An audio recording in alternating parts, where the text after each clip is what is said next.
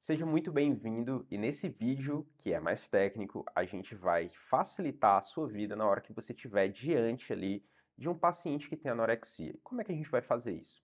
Justamente estruturando a sua avaliação. Você saber o que que você deve perguntar, o que que você tem que se atentar, quais perguntas você deve fazer e como que você deve aí estruturar o seu raciocínio para que você colha informações que sejam mais precisas e mais organizadas. Obviamente, isso vai te poupar um pouquinho de tempo.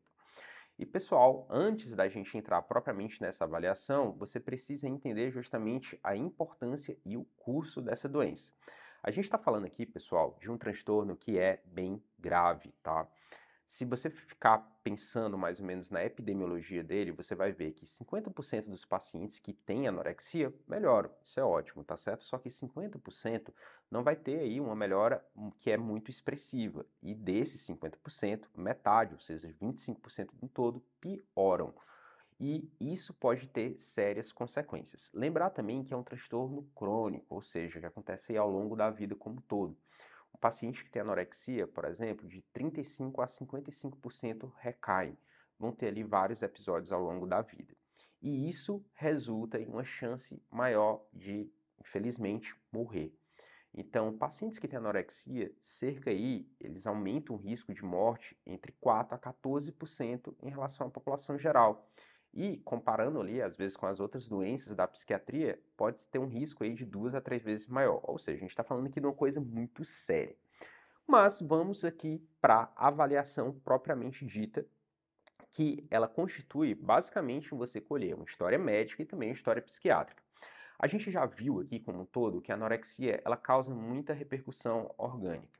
Por isso, é importante que você tenha uma boa história clínica, porque às vezes vai ter acometimentos ali que são próprios da desnutrição, do fato da pessoa estar magra demais, de algum problema ali que às vezes vai ter algum sistema da pessoa. Então, por isso que é importante você ter uma boa história clínica aliado, obviamente, com um bom exame físico e também exames laboratoriais. E aí, obviamente, você vai solicitar ali um perfil de hemograma, de eletrólitos, de enzimas e função renal, função hepática, basicamente glândulas também, tá certo? Você vai orientar a coleta dos seus exames laboratoriais seguindo pela clínica.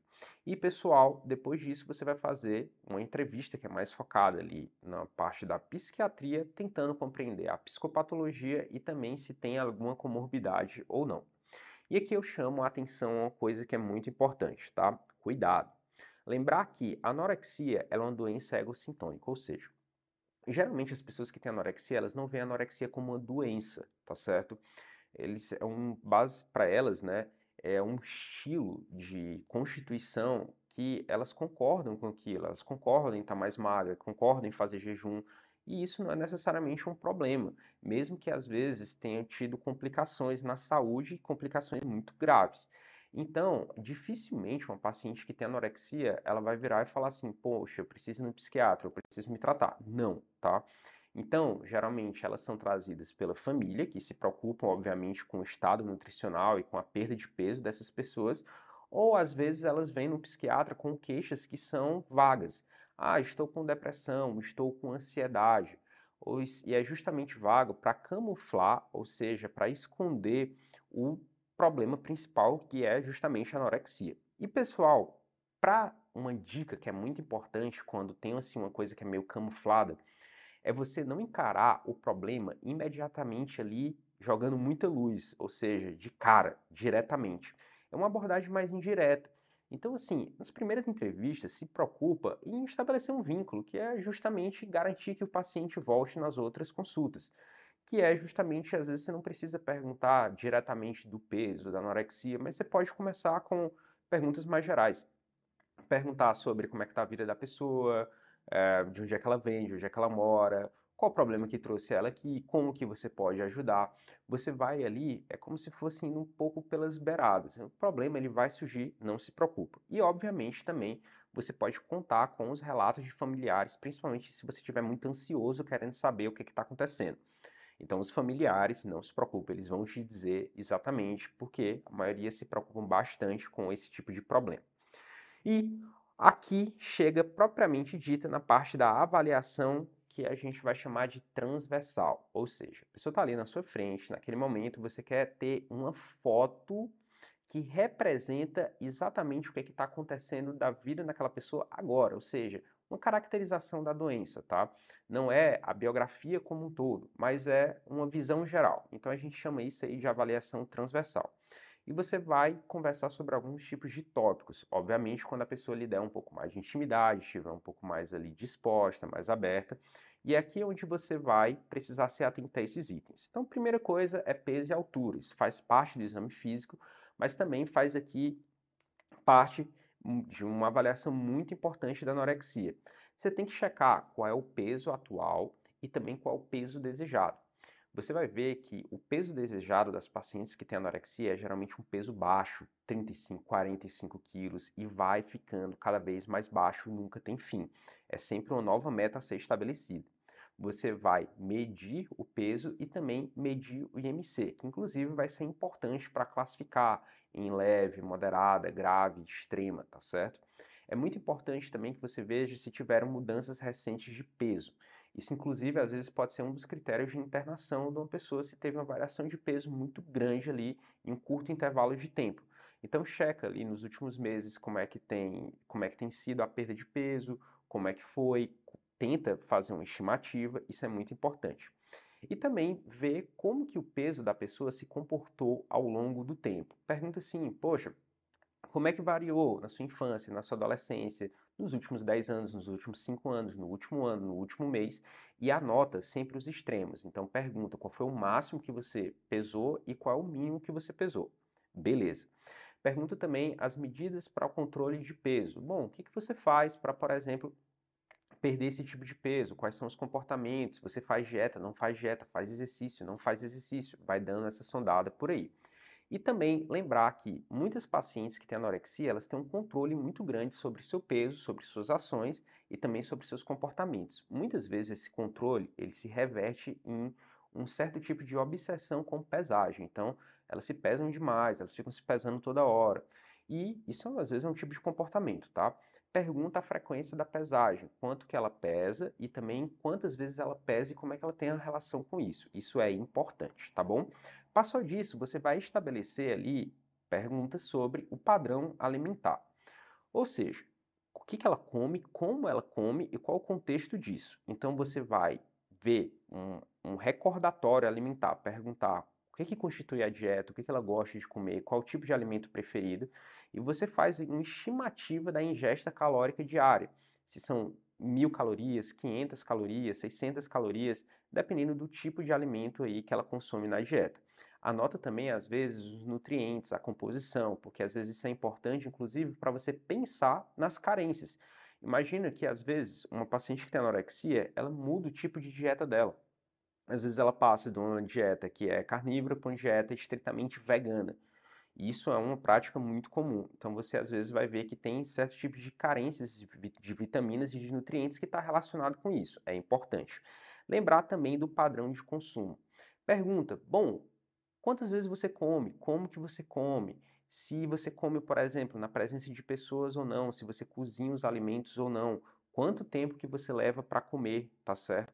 Quantas vezes você se alimenta. Então, tudo isso também vai ser parte da avaliação e é muito importante. Depois disso, você vai passar para os sintomas atuais e pregressos, ou seja, primeiro você pergunta como é que está agora e depois você vai um pouco para o passado.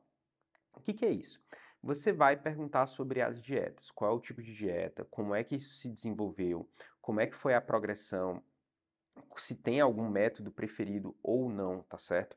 Pergunta também o que a pessoa acha sobre comer, sobre comida, sobre os alimentos, sobre quanto que ela está pesando agora e também sobre a forma do seu corpo, ou então sua estética. Pergunta, poxa, o que você acha sobre o seu corpo? O que você acha sobre comer? Como é que você se relaciona com isso? São boas perguntas para você fazer.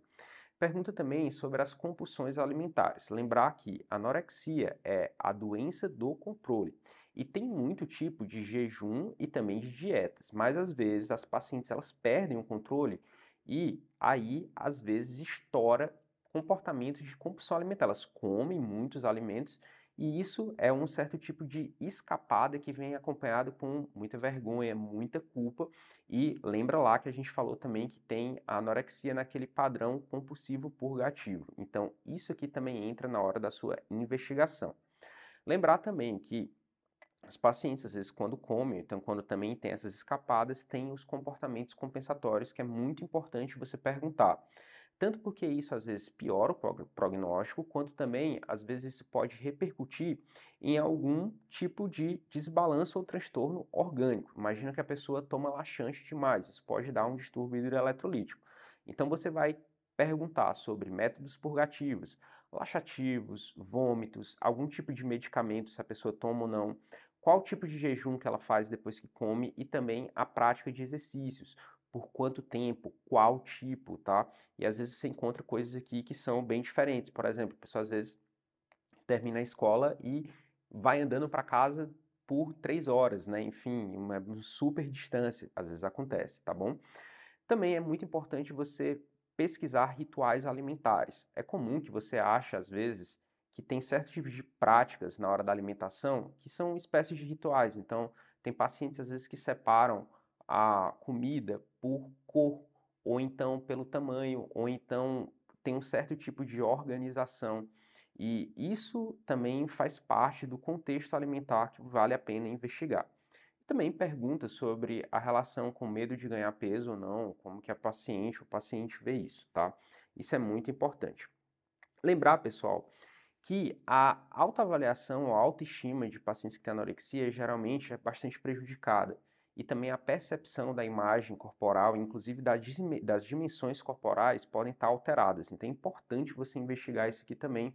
É muito legal que você pergunte isso aqui para a pessoa. Depois disso, e como a gente está falando aqui de uma doença que acomete muitas mulheres, é bastante importante que você pergunte sobre a menstruação. Se é presente, se não está presente, qual é a regularidade e também como a emaciação, ou seja, a caquexia vai levando a menorreia, perguntar também qual o peso que a menstruação costuma voltar. Isso é importante, beleza? Passou disso, você passa ali para as comorbidades, principalmente as comorbidades psiquiátricas. Personalidade, você vai investigar se essa pessoa tem uma personalidade que é mais rígida, um pouco mais ali tendendo a controlar demais, racional, intelectualizada, personalidades que a gente chama ali mais obsessivas ou anancásticas, tá bom? Sempre também investiga se tem um transtorno de humor junto, que às vezes as pessoas podem estar mais deprimida e a depressão pode ser inclusive consequência da desnutrição. Perguntar também sobre comportamentos impulsivos, sobre o uso de substâncias e também sobre suicidalidade, que pode ser um grande problema nesses pacientes, tá? Lembrar de perguntar sobre tratamentos pregressos, ou seja, o que você já fez? Já teve terapia? Já teve em equipe? Por quanto tempo você tratou? O que foi melhor? O que foi pior? O que deu certo? O que deu errado? E também do histórico familiar. Tem algum tipo de transtorno na sua família? Tem anorexia na sua família? Como é que sua família relaciona com a comida? Isso é muito importante. Se você fizer esses tipos de perguntas aqui, você já vai estar muito organizado e isso te permite, claro, um, um auxílio, tá? Na hora que você vai coletar justamente a psicopatologia. A gente está puxando aqui mais para a entrevista, mas isso aqui vai te auxiliar numa psicopatologia clínica.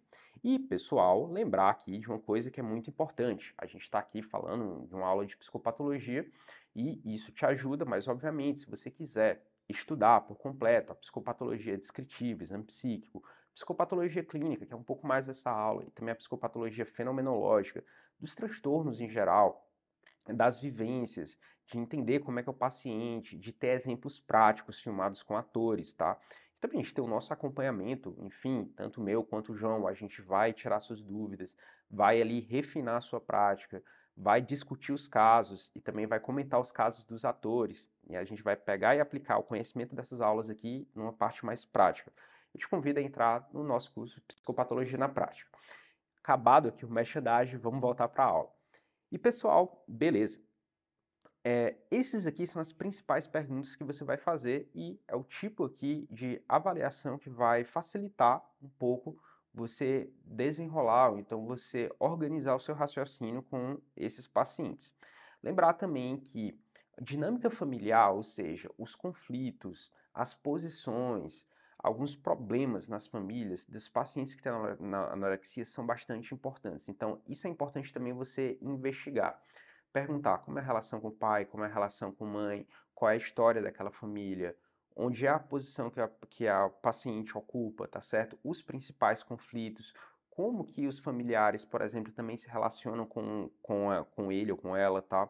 Como é que, por exemplo, eles veem comida, quais são os rituais de alimentação, quais são os valores, tá, daquela família. Tudo isso é importante para você conseguir conduzir tanto um diagnóstico quanto um tratamento adequado. E, por final, a gente bateu uma foto, mas também você tem que ver o vídeo. E o vídeo é a avaliação longitudinal, que foi tema aqui de um outro vídeo, de uma outra aula, que a gente pergunta justamente os fatores que são predisponentes, ou seja, aumenta o risco de ter anorexia, precipitantes, que geralmente eles são gatilhos, sentimentos às vezes ali de uma vergonha, insatisfação corporal, uma pressão muito grande por ter um ideal ali de magreza, ou então uma vivência muito desconfortável com o corpo e também os fatores de manutenção ou perpetuantes. Você juntou isso e fez ali uma boa coleta dessa história, juntou também aqui com a avaliação transversal, que é o tema desse vídeo, você vai conseguir estruturar mais na sua cabeça. E é isso, pessoal. Espero que você tenha gostado. Se você tiver alguma dúvida, então quiser acrescentar na discussão, deixa aqui seu comentário, tá? É muito importante também para saber se a gente está trazendo aqui uma forma legal de vídeo para vocês, ou então um conhecimento legal aqui também que a gente se propõe para, obviamente, sempre organizar a sua prática e melhorar ela. Um abraço e até a próxima.